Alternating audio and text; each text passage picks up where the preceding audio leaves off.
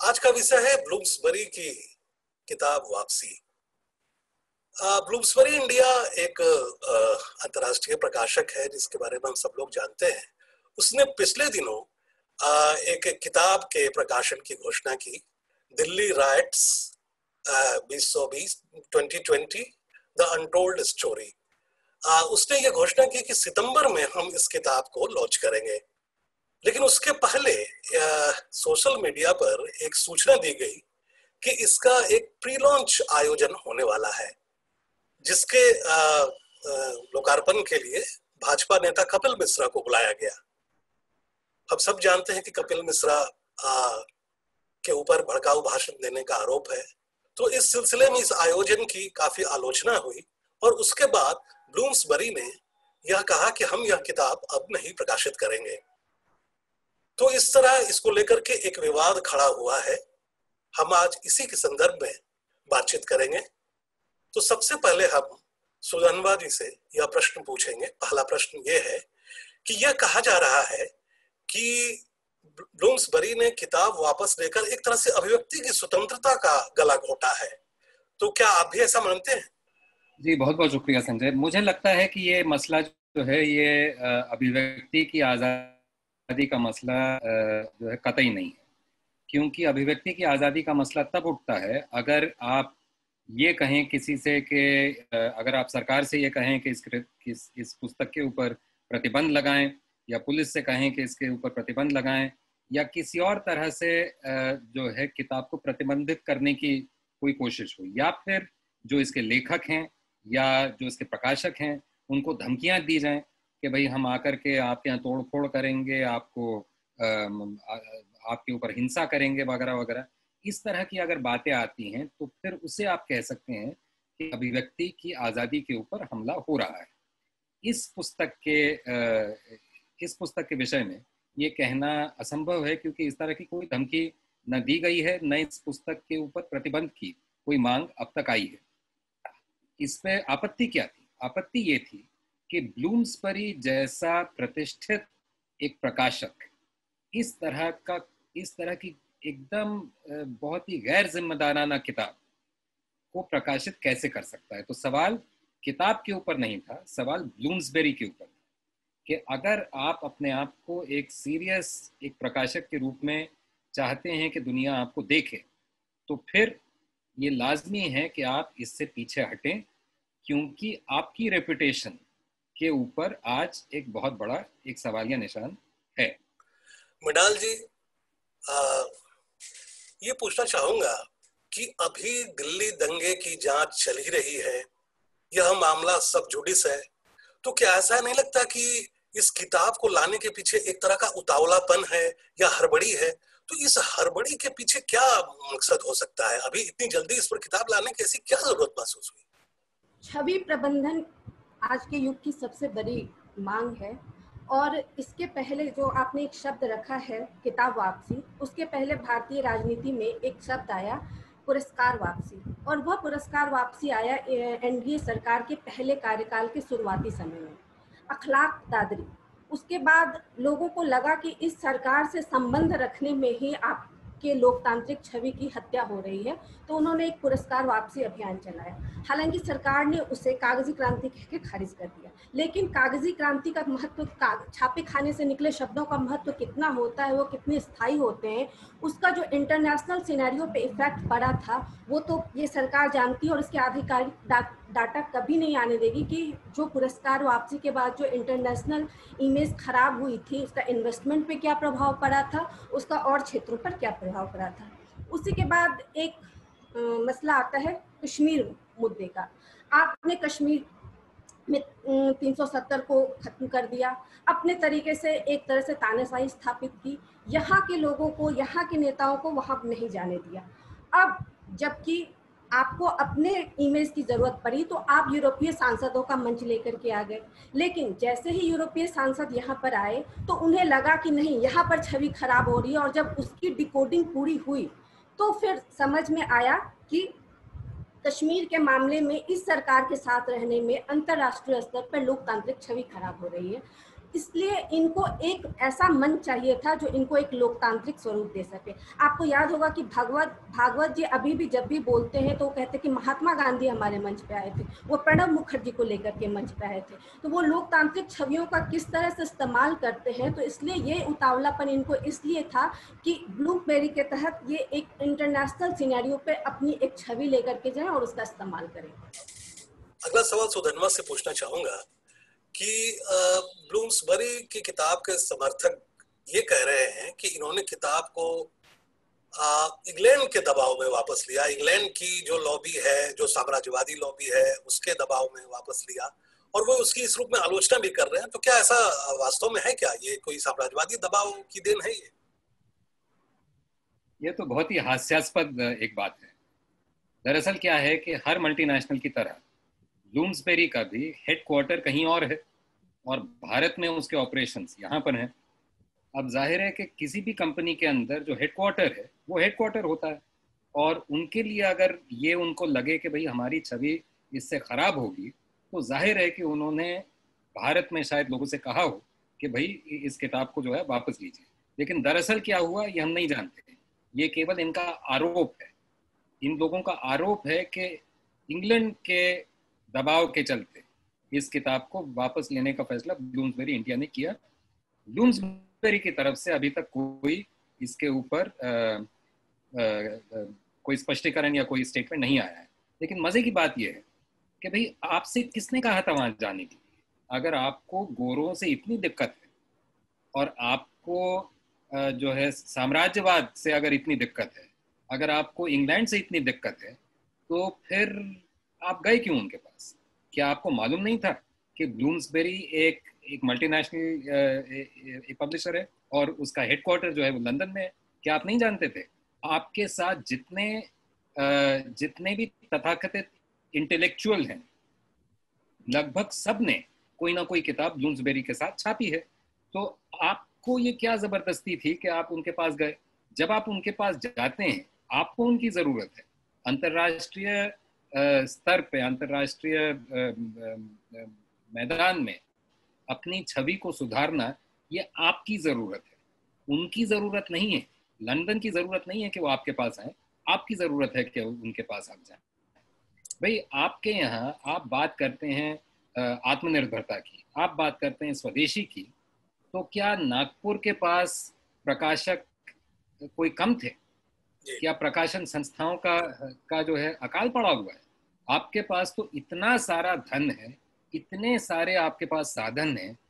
PCO प्रकाशक हैं जो कि नागपुर में और झंडेवाला में आते जाते रहते हैं, किसी के पास भी आप जा सकते थे। जब ये किताब ब्लूम्सबेरी ने वापस ली है, उसके बाद भी तो किसी ने उसको लिया ही है, आप ही के लोग हैं भाई वो। लेकिन उन सब के पास आप नहीं जाना चाहते थे, आप ब्लूम्सबेरी के पास जाना चाहते थे। क्यों? क्योंकि इसीलिए आप जाना चाहते थे क्योंकि ब्लूम्सबेरी के चलते आपको ये उम्मीद थी कि अंतर्राष्ट्रीय पटल पर आपका थोड़ा जो आपकी छवि जो है उसके ऊपर थोड़ा एक मेकअप जो है लगाया जाएगा। लेकिन मेकअप आप कितना भी लगा लीजिए, जो धब्बे लगे होते हैं ना, जो बड़े गहरे धब्बे होते हैं खून के, वो खून के धब्बे हटाना हाथ से और चेहरे से ये बड़ा मुश्किल काम होता है। लेकिन एक चीज मैं पूछना चाहूंगा कि ब्लूम्सबेरी ने ये कहा कि हम अपने सामाजिक दायित्व के तहत अपनी किताब वापस ले रहे हैं, लेकिन क्या किताब के चयन के समय ही क्या ब्लूम्सबेरी को ये सामाजिक दायित्व का एहसास नहीं हुआ? जब उसने किताब छापने का फैसला किया तो क्या उस समय उसने इस पहलू की उपेक्षा क्यों की या उसको नजरअंदाज क्यों किया? देखिए, ब्लूम्सबेरी के नजरिए से तो मैं नहीं कह सकता, क्योंकि मुझे नहीं मालूम कि उनका आपस में क्या बातचीत हुई होगी और अंदरूनी उनके क्या सिस्टम्स हैं जिसके जरिए इस किताब को उन्होंने प्रकाशन के लिए स्वीकार किया। लेकिन मैं एक मोटे तौर पर यह बात कह सकता हूँ कि किसी भी प्रकाशन गृह के अंदर किताब को जब आप लेते हैं और आप कहते हैं कि हम इस किताब को छापेंगे, जब आप एक्सेप्ट करते हैं तो उसके अंदर कम से कम 3 स्तर पे, कम से कम 3 और इससे ज़्यादा भी हो सकते हैं, लेकिन कम से कम 3 स्तर पे उस किताब का रिव्यू होता है। वो किताब जो है पाठक तक पहुंचने से पहले एक, जब पहली बार आपके पास प्रपोजल आता है तब आप ये देखते हैं, उस प्रपोजल को देखते हैं, टटोलते हैं और आप तय करते हैं कि भाई हम ये किताब लेंगे या नहीं लेंगे। किसी भी बड़े प्रकाशन संस्थान के पास सैकड़ों प्रपोजल आते हैं, उन सैकड़ों में से कुछ दर्जन प्रपोजल केवल हैं जो कि वो एक्सेप्ट करते हैं। तो इस केस में भी हम कह सकते हैं, हम अनुमान लगा सकते हैं कि ब्लूम्सबरी के पास बेशुमार प्रपोजल्स आए होंगे, उसमें से इस किताब को उन्होंने जो है स्वीकार किया। तो जाहिर है कि कुछ उन्होंने अपनी तरफ से एक फैसला लिया कि ये करेंगे, पहली बात।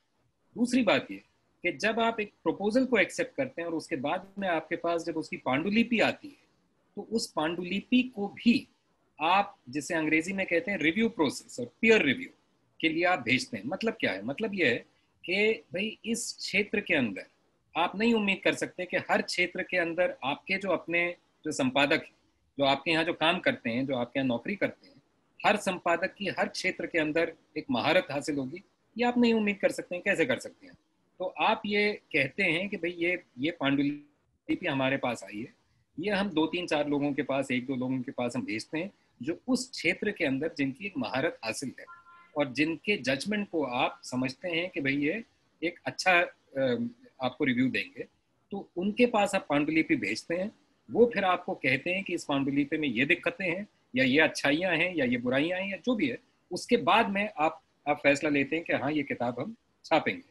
तीसरा, वो कर चुकने के बाद जब कोई संपादक खुद उस पर काम करना शुरू करते हैं, तो फिर आप एक एक पन्ने को और एक एक पंक्ति को आप टटोलते हैं और देखते हैं, और आप ये देखते हैं कि जो बातें कही जा रही हैं वो एक तो तर्कसंगत हैं या नहीं, और दूसरा, अगर कोई बात आप कह रहे हैं तो किस आधार पे कह रहे हैं, आप किस बिना पे कह रहे हैं, उसके लिए कोई प्रमाण आप जो है दे पा रहे हैं या नहीं दे पा रहे हैं। इस पुस्तक को जब विवाद हुआ है, उसके बाद में उसका पीडीएफ जो है वो सर्कुलेट हुआ है, और मेरे पास भी वो पीडीएफ आया है। तो पीडीएफ को मैंने जब पढ़ा है तो मैं देख करके दंग रह गया कि एक तो ये कि इस किताब को इतनी जल्दी कैसे छाप दिया इन्होंने, और किताब जो है छपी हुई है, ब्लूम्सबेरी ने वापस ले ली, बात अलग है, लेकिन छप चुकी थी किताब। तो इतनी जल्दी कैसे हुआ? इस किताब का आधार है एक रिपोर्ट जो कि जून में सबमिट हुई थी होम मिनिस्ट्री, और ये अभी अगस्त का महीना खत्म भी नहीं हुआ है और किताब ऑलरेडी बाहर थी। तो इतना जल्दी कैसे हुआ? एक बात। दूसरी बात ये कि अगर आप किताब को पढ़ते हैं, अगर उसके अंदर जो बातें कही गई उनको अगर आप देखते हैं, तो उसमें ऐसी मनगढ़ंत बातें लिखी गई हैं कि किसी एडिटर ने, किसी संपादक ने इनके ऊपर सवालिया निशान कैसे नहीं लगाया। या आपने ये रिव्यू प्रोसेस के लिए अगर भेजा बाहर, तो उस रिव्यू के अंदर क्या आपको जवाब मिले, इस सब के बारे में एक सवालिया निशान है। और ब्लूम्सबेरी के अंदर क्या बातचीत रही और उन्होंने किस तरह से फैसला लिया, ये कह पाना तो हमारे लिए असंभव है, क्योंकि उनकी तरफ से जाहिर है कि वो सबके सामने ये बातें जो है नहीं कहना चाहेंगे, और हम तो बाहर से ही हम देख सकते हैं और एक अनुमान हम लगा सकते हैं। लेकिन जो एक अपेक्षित जो आप अपेक्षा रखते हैं एक बड़े इंटरनेशनली रेप्यूटेड प्रकाशन संस्थान से, और ब्लूम्सबेरी का बहुत नाम है सारी दुनिया भर में इसको बहुत संजीदगी से लेते हैं, तो ब्लूम्सबेरी जैसी प्रकाशन संस्थान ने इसके अंदर कोई भी एडिटोरियल प्रोसेस और एडिटोरियल ओवरसाइट इसमें नहीं रही। ये देख करके आश्चर्य भी होता है, दुख भी होता है और चिंता भी होती है।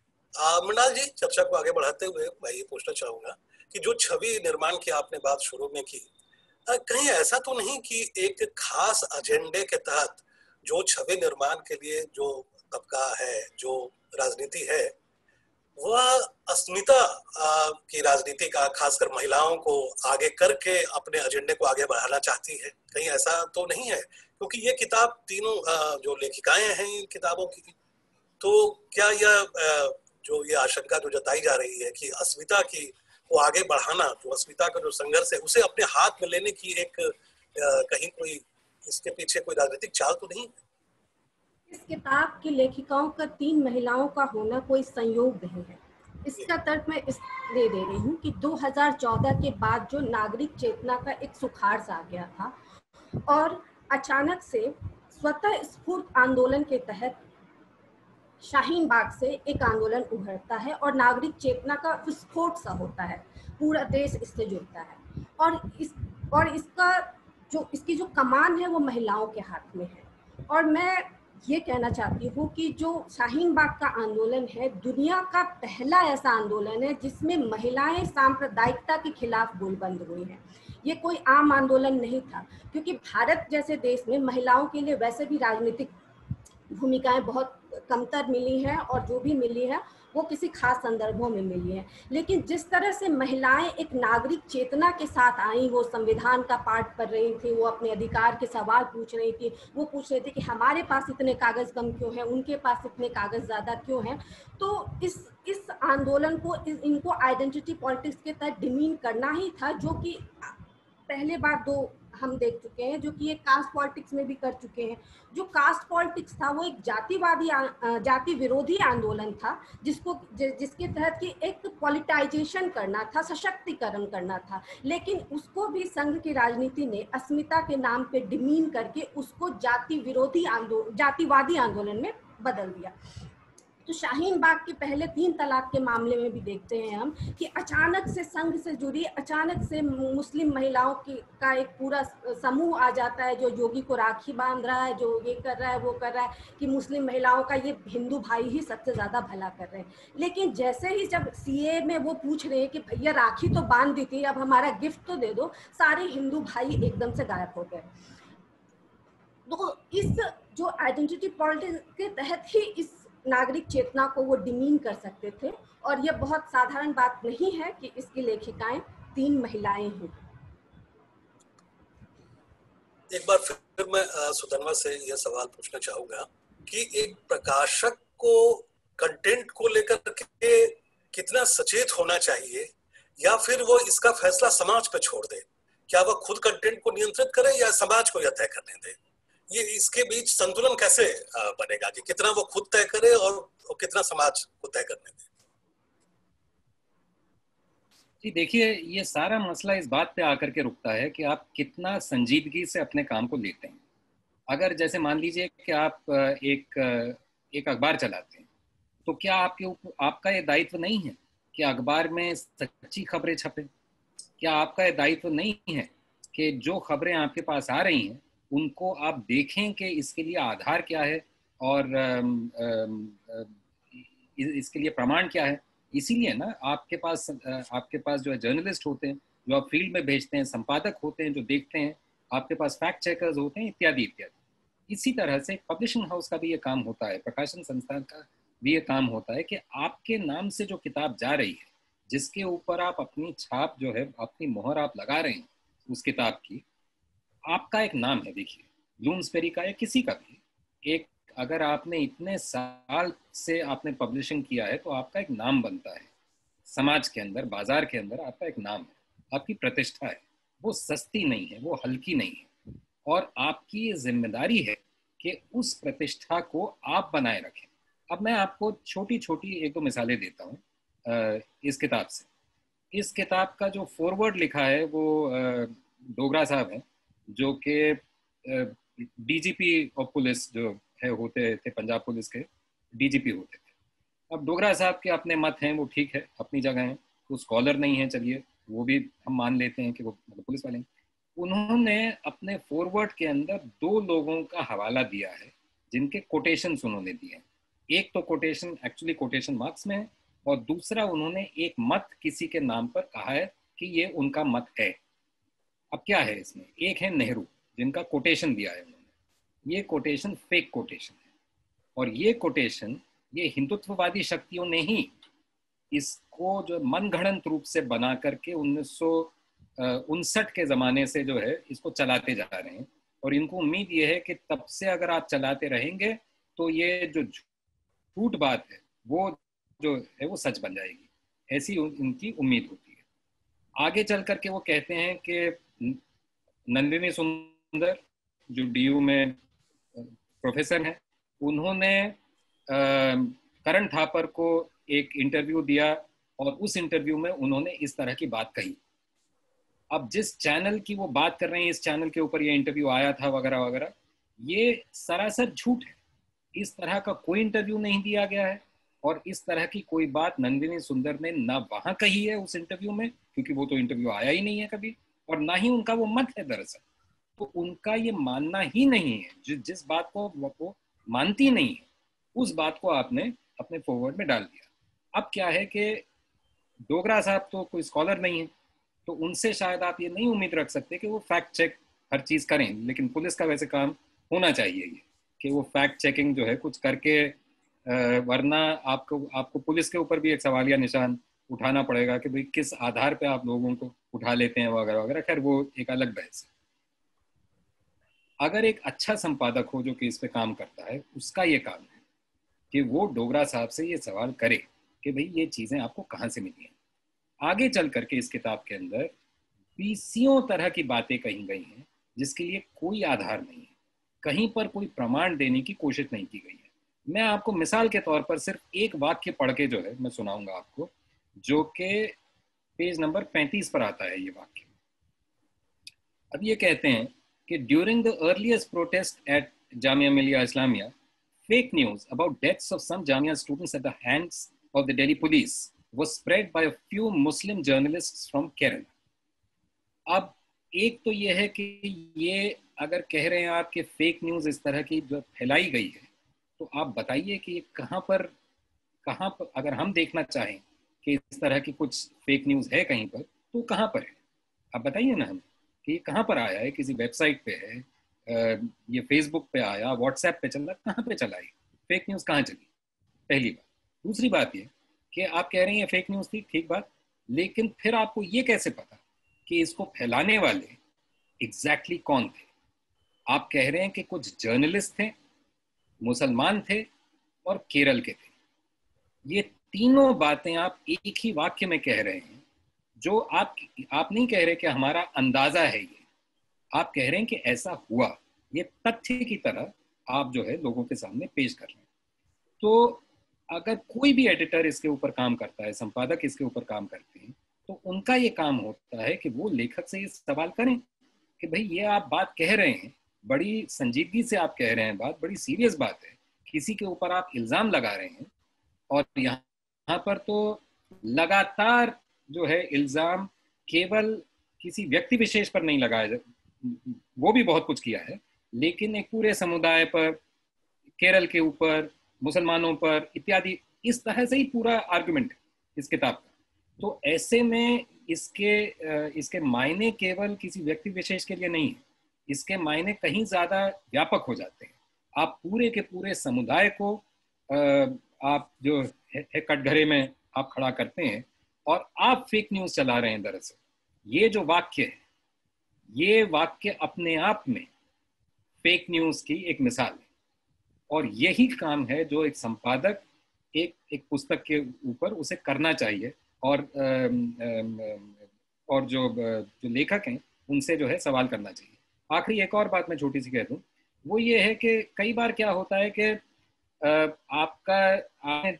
आपने आर्गुमेंट दिया है जो आप की कोशिश कर रहे हैं, वो नैरेटिव आप बनाते हैं एक तो इस आधार पे कि मैं कुछ तथ्य पेश कर रहा हूँ, और वो तथ्य किस हद तक सच हैं, उसके लिए क्या प्रमाण हमारे पास हासिल है, वो एक बात है। दूसरा ये होता है, कभी कभी ऐसा होता है कि तथ्य अपने आप में कुछ हद तक सही भी होते हैं, लेकिन उनका आपसी रिश्ता आप कैसे बना रहे हैं तथ्यों का, ये कह पाना, इसके अंदर एक पेचीदगी होती है। अब कल हम लोग दिल्ली में बैठे हैं, कल दिल्ली में जो है बारिश हुई, और कल शुक्रवार था। अब ये तीन जो तथ्य हैं, दिल्ली, शुक्रवार और बारिश, इनमें आपस में क्या रिश्ता है? क्या बारिश इसलिए हुई कि शुक्रवार था? क्या शुक्रवार इसलिए था कि बारिश हुई? क्या शुक्रवार जो है दिल्ली में ही होता है? इत्यादि। अब ये बड़ी हास्यास्पद बात लगती है, लेकिन दरअसल इस किताब को अगर आप पढ़ते हैं, इसमें जो आर्गुमेंट है वो पूरा का पूरा आर्गुमेंट इसी तरह के तर्क के आधार पर उसको तैयार किया गया है कि यहाँ ये हुआ, वहां वो हुआ, इसकी वजह से हम कह सकते हैं कि एक की वजह से दूसरी चीज हुई, और उनमें आपसी जो है रिश्ता है। तो ये तर्क के स्तर पे भी आर्गुमेंट को कैसे आप बिल्डअप करते हैं, उसके लॉजिक क्या है? एक इलॉजिकल चीज को अगर आप लोगों के बीच में पेश करते हैं और आप कहते हैं कि ये सच है, तो ये भी एक एडिटर का काम है, एक संपादक का काम है कि वो लोगों के सामने, वो लेखकों के सामने ये सवाल करे। मिडाल, एक चीज मैं पूछना चाहूंगा कि अभी जैसा सुधन्वा कह रहे थे कि एडिटर की जवाबदेही है, तो आज प्रकाशकों की, जैसे कि ब्लूम्सबरी ने भी सामाजिक दायित्व की बात कही है, तो महिलाओं के संदर्भ में एक आज प्रकाशक जगत की क्या जवाबदेही होनी चाहिए? तो ये आंदोलन शुरू हुआ, उसके पहले और उसके समानांतर जेएनयू भी हुआ, और जो जो लड़कियां जेएनयू आंदोलन में, जो जो छात्राएं और जामिया की उस आंदोलन में भाग ले रही हैं, उन पे घोर आपराधिक मामलों के साथ उनको घोर आपराधिक मामलों के साथ मामला दर्ज करके उन्हें जेल भिजवाया जा रहा है। एक गर्भवती स्त्री को जेल भिजवा दिया गया और उसका कैरेक्टर असैसिनेशन किया गया। ये सब इसलिए कि क्योंकि महिलाओं की जो बोलती आवाज है वो बंद की जाए। ये सब इसलिए कि जो स्वतः स्फूर्त महिलाएं कश्मीर से लेकर कन्याकुमारी तक इकट्ठी हो रही हैं, उन्हें रोका जाए। और जिस तरह से अचानक से पॉलिटिकल डिप्रेशन को खत्म किया इन लड़कियों ने, जिस तरह से पॉलिटिकल सुखाड़ को, राजनीतिक चेतना को इन लोगों ने फिर से जगाने की कोशिश की, उससे ये सत्ता डर गई। और जो प्रकाशक का जो दायित्व होना चाहिए था, उसको इस चीज को उभारना था, इस चीज को लाना था कि जो महिलाओं का जो ये रोल है, एक कितना पावरफुल था इस आंदोलन में, और उसी रोल को डिमीन करने के लिए 3 महिलाओं के द्वारा एक किताब लिखी जाती है, जिसमें ये किताब क्या में वो तर्क है जो कि पहले ही सोशल मीडिया के टोल पे खारिज हो चुके हैं। अमित मालवीय जी का जो ट्वीट पहले से डिलीट किया जा चुका है, वो इसमें है। इसमें सबसे ज्यादा बार अर्बन नक्सल शब्द का इस्तेमाल किया गया है, सबसे ज्यादा बार अर्बन नक्सल शब्द का इस्तेमाल किया गया है। और तथ्य यह है कि फरवरी 2020 में भारत का जो गृह मंत्रालय है वह कहता है कि हमें नहीं पता अर्बन नक्सल जैसी कोई चीज है, हमें नहीं पता ये कैसे ऑपरेट हो रही है, लेकिन हर बोलने वाली महिला को अर्बन नक्सल और पता नहीं किस किस तरह के कैरेक्टर असोसिएशन के साथ। कौन से मुद्दे छूट गए हैं जो प्रकाशकों को उठाने चाहिए, मतलब ये संक्षेप में आप बताएं कि कुछ मुद्दे। जो महिलाओं का जो राजनीतिक सशक्तिकरण है वो किस तरह से होना चाहिए, वो बिल्कुल पूरी तरीके से न सिर्फ छूट गया है, उसको खारिज किया जा रहा है और उसको आइडेंटिटी पॉलिटिक्स के साथ करके उसको डिमीन किया जा रहा है। अब हमारी चर्चा तो यहीं समाप्त होती है। कुछ प्रश्न हमारे पास आए हैं, तो एक प्रश्न ये है जो मैं चाहूंगा कि सुधन्वा इसका जवाब दें कि क्या इस किताब पर विवाद होने से कहीं ये किताब और ज्यादा चर्चित तो नहीं हो गई है, कि कहीं ये और ज्यादा प्रसारित तो नहीं हो गई है? ये पुस्तक जो है ये ब्लूम्सबेरी के पास ये लोग क्यों गए? इनको इससे कोई मतलब नहीं है कि इस पुस्तक को कोई पढ़ता है या नहीं पढ़ता है। वैसे भी इन लोगों को, हिंदुत्ववादियों को, आरएसएस वालों को पढ़ने लिखने से कोई ज्यादा प्रेम न पहले कभी था न आज है। तो इसलिए कोई किताब छपती है, वो कितने लोगों तक पहुंचती है, कितने लोग उसे पढ़ते हैं, अंग्रेजी में है वैसे भी किताब, तो एक बहुत सीमित दायरे के लिए ये किताब है। तो अपने आप में ये किताब कितने लोगों तक पहुंचती है, कितने लोग पढ़ते हैं, ये मसला नहीं है। मसला ये है कि जैसा पहले मृणाल जी ने कहा और मैंने भी कहा कि मसला ये है कि इनको ब्लूम्सबेरी की छाप चाहिए थी, एक बड़े पब्लिशर की छाप इनको चाहिए थी। और ये जो एक पूरा मनगढ़ंत एक नैरेटिव बनाया जा रहा है कि सीए, एंटी सीए जो प्रोटेस्ट हुए शाहीन बाग और अन्य जगहों पर, वहीं उसका रिश्ता है जो दंगे हुए दिल्ली में उसके साथ। अब तरह तरह की बातें आपने कह दी, लेकिन आप ये एक बात कहना भूल गए। आपने ये कहा कि एंटी सीए प्रोटेस्ट को केवल एक फ्रंट की तरह इन्होंने इस्तेमाल किया, उसके पीछे जो है छुप करके आप कुछ और कर रहे थे। अब क्या है इसमें, बात क्या है? बात यह है कि सारी दुनिया जानती है दरअसल कि आग किसने लगाई, और सारी दुनिया जानती है कि आग मिटाने के लिए, बुझाने के लिए जो है पानी कौन लेकर गया। सारी दुनिया जानती है कि किसने घाव किए, और सारी दुनिया जानती है कि कौन है जो मलहम करने गया। सारी दुनिया जानती है कि कौन है जो नफरत की बात कर रहा है और कौन है जो मोहब्बत की बात कर रहा है। अब इसका जो आपस में रिश्ता है उसको उल्टा करने की ये कोशिश है सारी। आप ये कह रहे हैं कि जिन लोगों ने मोहब्बत की बात की है वो दरअसल आक्रामक लोग हैं, जो लोग मलहम लगाने गए हैं वो जो है वो हमलेवार, जो लोग आग बुझाने गए हैं उन्होंने आग लगाई है, ये आप कह रहे हैं। ये जो नैरेटिव है, इस नैरेटिव को प्रतिष्ठा कैसे मिल सकती है, समाज में कैसे मिल सकती है इसको प्रतिष्ठा? असंभव है मिल, क्योंकि सब जानते हैं कि क्या हुआ है। दिल्ली में ही नहीं, सारी दुनिया में जानते हैं लोग क्या हुआ है। आप ही के लोगों ने आग लगाई है, आप ही के लोगों ने जो है भड़काऊ भाषण दिए हैं, आप ही के लोगों ने असले तैयार किए हैं। तो इसलिए इस नैरेटिव को, आपका जो उल्टा नैरेटिव है, पूरा ट्विस्टेड नैरेटिव है ये पूरा, सर के बल आप जो है चीज़ों को आप खड़ा कर रहे हैं, इस नैरेटिव को प्रतिष्ठा देने के लिए ये किताब आप चाहते थे कि ब्लूम्सबेरी से आए। अंतरराष्ट्रीय स्तर के प्रकाशक गृह का आपको उसकी छाप चाहिए थी, वो छाप आपको नहीं। उसके बाद में अगर कोई किताब इस किताब को पढ़ता भी है कोई, तो उससे कोई बहुत ज़्यादा अंतर नहीं पड़ने वाला, क्योंकि सब जानते हैं कि सच क्या है। और इस किताब के अंदर जो लिखा है वो पूरी तरह से सर से पैर तक पूरा का पूरा झूठ है, झूठ का पुलिंदा है ये किताब। तो इसको पढ़ करके बहुत ही, उन्हीं के अपने लोग होंगे, 2-4 लोग, जिनको के लगेगा कि हाँ भाई हाँ इस बात में बड़ी सच बात कही गई है। बाकी जो भी इस दुनिया में रहते हैं, जो थोड़ा बहुत सोचते समझते हैं, जो थोड़ा बहुत विवेक जिनके अंदर है, रैशनैलिटी जिनके अंदर है, वो इस झूठ के पुलिंदे को सीरियसली लेने का सवाल ही नहीं पैदा होता। तो इसलिए मुझे तो इसका कोई डर नहीं है कि ये किताब जो है फेमस हो गई है इस वजह से। एक मज़ेदार बात इसमें और है, और वो ये है कि इस किताब की जो मुख्य लेखिका हैं, मोनिका अरोड़ा जी, जो कि एक वकील हैं, और इन्हीं ने जो दीनानाथ बत्रा ने जो केस किया था वेंडी डॉनिजर की किताब के खिलाफ, तो वेंडी डॉनिजर की किताब पर प्रतिबंध लगाने के लिए जो केस हुआ था, उस केस को लड़ने वाली यही जो है वकील थी।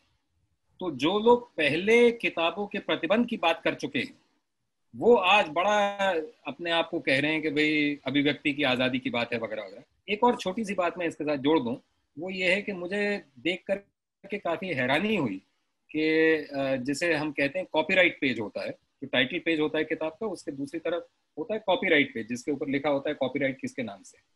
अब इस किताब की 3 लेखिकाएं हैं। मजे की बात यह है कि कॉपीराइट पेज पर केवल एक ही लेखिका के नाम कॉपीराइट है। तो ये भी अपने आप में भी अजीब बात है, ऐसा आमतौर पे तो नहीं देखा है हमने कहीं पर होते हुए कि 3 लोगों के नाम से किताब छपती है, लेकिन उसकी जिम्मेदारी जब लेने की बात है तो केवल जो वकील हैं उनमें वही उसकी जिम्मेदारी लेने के लिए तैयार हैं। बाकी 2 जो लेखिकाएं हैं उसकी, वो ऐसा प्रतीत होता है कि वो जो है पल्ला झाड़ना चाहती है, इस किताब से नाम भी चाहती हैं लेकिन उसकी जिम्मेदारी भी नहीं लेना चाहती। तो ये तो भाई तभी होता है जब आप इस तरह की बात करते हैं जिससे जो आप जानते हैं, दिल के अंदर आप समझते हैं कि ये बात जो है झूठ है। बहुत बहुत धन्यवाद सुधन्वा देशपांडे जी, मृणाल वल्लेरी जी, आप हमसे जुड़े इसके लिए बहुत बहुत धन्यवाद।